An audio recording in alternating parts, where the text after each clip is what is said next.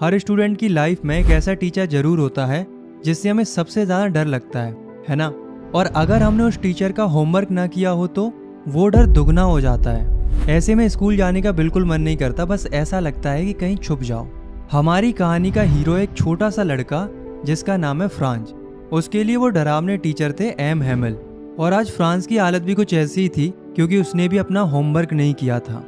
Hello everyone, मैं हूँ राहुल रावत और आज हम क्लास 12th का पहला और सबसे यादगार chapter the last lesson by Alphonse Daudet की दिल को छू लेने वाली कहानी सुनेंगे।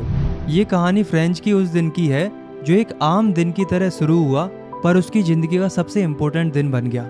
चलिए शुरू करते हैं। तो उस सुबह फ्रांस स्कूल के लिए बहुत लेट हो गया था और उसे एम एम एल से डांट पड़ने का बहुत डर लग रहा था। क्यों? क्योंकि एम एम एल ने कहा था कि वो पार्टिसिपल्स पर क्वेश्चंस पूछेंगे और बेचारे फ्रांस को तो पार्टिसिपल्स का पी भी नहीं आता था। फ्रांस का स्कूल जाने का बिल्कुल मन नहीं कर रहा था। उसने तो सोच लिया था कि क्यों ना स्कूल छोड़कर पूरा दिन बाहर ही बिताया जाए।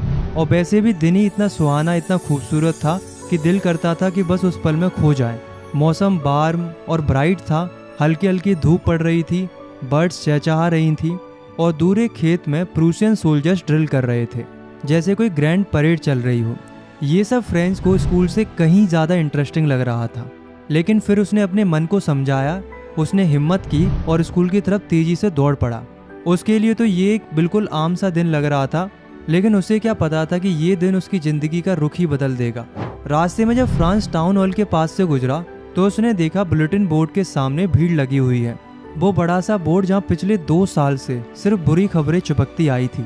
फ्रेंको प्रूसियन वॉर्स की अपडेट्स, हारी हुई बैटल्स, नए नए मिलिट्री ऑर्डर्स और हर वो न्यूज़ जो लोगों के चेहरे से मुस्कान छीन लेती थी, वो उसी बुलेटिन बोर्ड पर छपती थी। फ्रेंच ने सोचा कि अब क्या बात हो गई, पर वो रुका नहीं। उसने थोड़ा सोचा, लेकिन फिर वो अपनी स्कूल की तरफ बढ़ गया। जब फ्रांच स्कूल के कंपाउंड में पहुंचा तो वो हैरान रह गया। वहाँ एक अजीब सी शांति थी। हमेशा तो स्कूल शुरू होने से पहले काफ़ी शोर शराबा होता था। डेस्क के खिसकने की आवाज़ें आती थीं, बच्चों की एक साथ लेसन्स रिपीट करने का शोर आता था जो गली तक सुनाई देता था। पर आज हर जगह शांति थी, बिल्कुल संडे मॉर्निंग जैसे मानो स्कूल की छुट्टी हो। फ्रेंच को ये खामोशी थोड़ी अजीब लग रही थी, बेचैन कर रही थी। उसे ऐसा लग रहा था कि आज कुछ तो अलग है। फ्रांस डरते डरते सांस रोके क्लासरूम के अंदर गया। उसके मन में एक ही डर था कि अब तो एम हैमेल से जोर की डांट पड़ेगी। लेकिन उसे एक सरप्राइज मिलता है। एम हैमेल ने उसे गुस्से से देखने की बजाय बड़े प्यार से कहा कि जल्दी से अपनी जगह पर बैठ जाओ लिटिल फ्रांस, हम तुम्हारे बिना शुरू कर ही रहे थे। फ्रांस हैरान रह गया कि सर को अचानक से ये हो क्या गया है। फ्रांस जल्दी से अपनी सीट पर बैठ गया। जैसे जैसे उसका डर थोड़ा कम हुआ, उसने आसपास देखना शुरू किया और तब उसकी नज़र गई एम हैमेल पर। आज उन्होंने अपने स्पेशल ओकेशन वाले कपड़े पहने हुए थे। उनका ग्रीन कोट, फ्रिल्ड शर्ट और एक छोटी सी ब्लैक सिल्क कैप, सब कुछ बहुत सुंदर लग रहा था। फ्रेंच ने सोचा कि सर तो ऐसे कपड़े सिर्फ प्राइज डे या इंस्पेक्शन के दिन पहनते हैं, पर आज क्यों? आज तो ऐसा कुछ है ही नहीं। और फिर फ्रांस की नज़र गई क्लास के पीछे और उसका मुंह खुला का खुला रह गया। वो बेंचें जो हमेशा खाली रहती थी, आज वहाँ गांव के बड़े बड़े लोग बैठे हुए थे, बिल्कुल शांत, जैसे स्टूडेंट्स हों। Old Hauser, farmer mayor, farmer post master, सब वहाँ बैठे थे।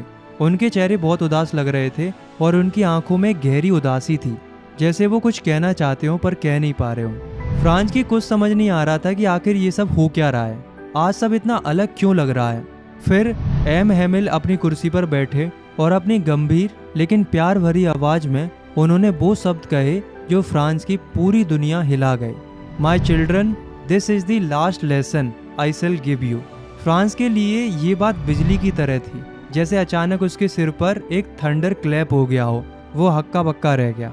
फिर एम एम एल ने बताया कि बर्लिन से ऑर्डर आया है कि अब से एल्सेस और लोरेन के जितने भी स्कूल्स हैं उनमें सिर्फ जर्मन लैंग्वेज पढ़ाई जाएगी। कल से एक नया मास्टर आएगा और आज तुम्हारा आखिरी फ्रेंच लेसन है। और तब सब कुछ फ्रेंच को समझ आ गया कि जो खबर उसने बुलेटिन बोर्ड के पास देखी थी वो यही थी। इसलिए एम एम एल ने आज अपने स्पेशल कपड़े पहने थे और इसलिए गांव के बूढ़े लोग क्लास के पीछे शांति से बैठे थे। और वो सब इसलिए आए थे ताकि वो एम हैमेल की 40 साल की मेहनत और ईमानदारी को और अपनी प्यारी फ्रेंच भाषा को आखिरी बार रिस्पेक्ट और शुक्रिया कह सके।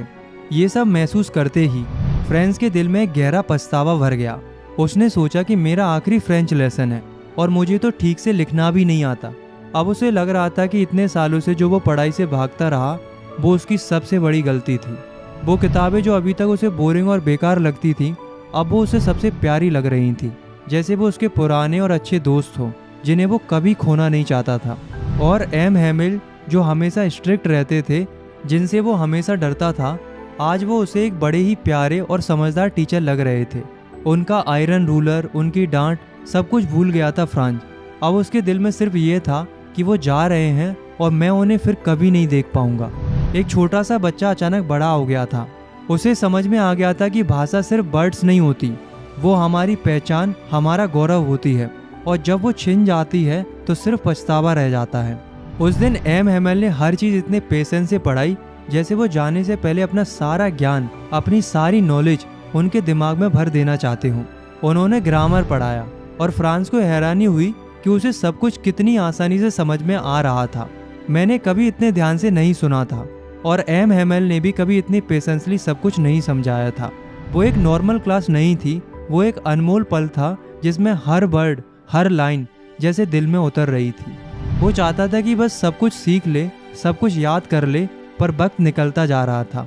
उसे लग रहा था कि अगर आज उसने अपनी लैंग्वेज को नहीं पकड़ा तो कल ये उसके पास नहीं रहेगी। आखिर में एम हैमिल ने फ्रांस लैंग्वेज की तारीफ की। उसे दुनिया की सबसे ब्यूटीफुल, सबसे क्लियरेस्ट, सबसे लॉजिकल लैंग्वेज बताया और उन्होंने एक बहुत ही गहरी और बहुत ही इम्पोर्टेंट बात कही, when a people are enslaved as long as they hold fast to their language it is as if they had the key to their prison. कितनी बड़ी बात है दोस्तों। जब तक लोग अपनी भाषा को मजबूती से पकड़े रहते हैं तब तक उनके पास अपनी जेल की चाबी होती है। कहने का मतलब ये है कि जब किसी कम्युनिटी के ऊपर कब्जा हो जाता है लेकिन वो लोग अपनी भाषा को नहीं छोड़ते हैं तो ऐसा होता है जैसे उनके पास अपनी जिंदगी की जेल की चाबी हो। भाषा सिर्फ शब्दों का जोड़ा नहीं होती, वो होती है आपकी सोच, आपकी संस्कृति, आपकी पहचान। और अगर आप अपनी भाषा को संभाल के रखते हैं तो कोई भी आपसे आपकी आज़ादी नहीं छीन सकता। देखो दरअसल क्या था कि फ्रांस वॉर हार गया था और उसके ऊपर प्रूसिया का कब्जा हो गया था, इसलिए इनके ऊपर जबरदस्ती जर्मन लैंग्वेज थोपी जा रही थी। इसलिए एम हैमिल ने यही कहा कि जब तक आप अपनी भाषा को जिंदा रखते हो तब तक आपके पास अपनी जेल की चाबी होती है, और जब आप अपनी भाषा को संभाल के रखते हैं तो दुनिया की कोई ताकत आपसे आपकी आज़ादी नहीं छीन सकती। आगे फ्रांस देखता है कि छत पर कबूतर धीरे से गुटरगू कर रहे थे। फ्रांस ने उन्हें देखा और मासूमियत से सोचा, will they make them sing in German even the pigeons? क्या ये लोग कबूतरों को भी जर्मन में गाने पर मजबूर करेंगे? एक बच्चे का ये सवाल उस जुल्म की पूरी कहानी बयां कर रहा था। और फिर चर्च की घड़ी ने 12 बजाए, एंग्लस प्रेयर बेल बजती है। उसी वक्त प्रूशियन सोल्जर्स के ट्रम्पेट्स की आवाज़ आती है। हैमिल अपनी चेयर से उठते हैं। उनका चेहरा एकदम पीला पड़ा हुआ था। वो बहुत लंबे और गर्व से भरे हुए लग रहे थे। उन्होंने कुछ कहना चाहा, माय फ्रेंड्स, पर उनका गला भर आया। इमोशंस ने उन्हें जकड़ लिया, वो फिर बोल ही नहीं पाए। फिर वो ब्लैक बोर्ड की तरफ मुड़े, चौक का एक पीस उठाया और अपनी पूरी ताकत से जितना बड़ा वो लिख सकते थे उन्होंने लिखा, वाइव ला फ्रांस। इसका मतलब होता है लॉन्ग लिव फ्रांस। फिर वो रुके, अपना सिर ब्लैक बोर्ड से टिका लिया और बिना कुछ कहे हाथ से इशारा किया, school is dismissed, you may go, the last lesson was over. पर उसका सबक जिंदगी भर के लिए था। तो दोस्तों, द लास्ट लेसन सिर्फ एक कहानी नहीं है, ये एक एहसास है। ये हमें याद दिलाती है कि हम अक्सर चीज़ों की, आज़ादी की और अपनी जुबान की वैल्यू तभी समझते हैं जब वो हमसे छिनने वाली होती है। ये कहानी है एक टीचर की जिन्होंने अपने आखिरी लेसन में सिर्फ ग्रामर नहीं बल्कि देश प्रेम और सेल्फ रिस्पेक्ट का सबसे बड़ा लेसन पढ़ाया। और ये कहानी है एक बच्चे की जिसने एक ही दिन में पछतावे से लेकर अपनी भाषा से प्यार तक का लंबा सफ़र तय किया। तो दोस्तों, अपनी भाषा से प्यार कीजिए क्योंकि यही है आपकी पहचान और यही है आपकी आज़ादी की चाबी। उम्मीद है आपको ये लेसन पसंद आया होगा। अगर आपने इस कहानी के मैसेज को अच्छे से महसूस किया है तो लाइक और सब्सक्राइब कर सकते हो। और अगली वीडियो में हम मिलेंगे ऐसे 2 बच्चों से जिनका बचपन गरीबी और मजबूरी की धूप में कहीं खो गया है।